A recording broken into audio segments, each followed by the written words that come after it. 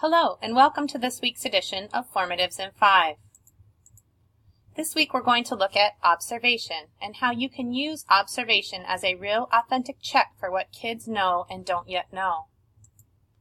As you interact with students while they work, elicit any evidence of learning and understanding. Some strategies include anecdotal records or anecdotal notes, conferences, and checklists. Here's an example of a teacher who uses a form to keep track of her students' progress for learning during independent reading. She checks in with her students daily during whole group time. Students report how many pages they've read, they share their journal entries out loud with the class, and give each other feedback. During this time, the teacher takes notes on what comprehension strategies they are demonstrating in their journals. She's eliciting evidence of understanding. Here is an example of a teacher that uses a clipboard and a sheet of labels to keep track of her students' learning during guided reading.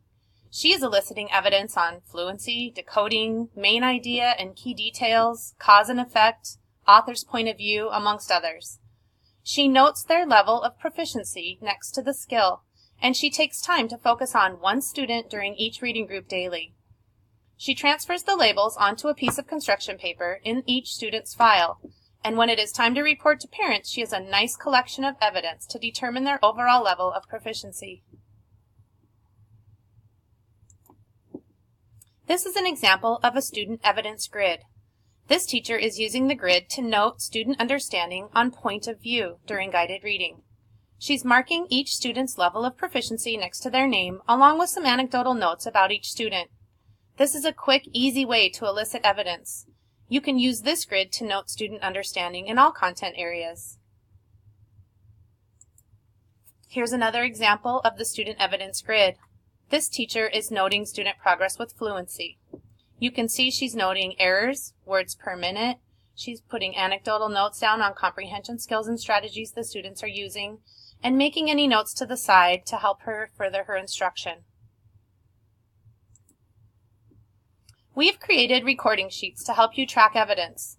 These forms can be used to quickly note levels of proficiency in each target within the scales.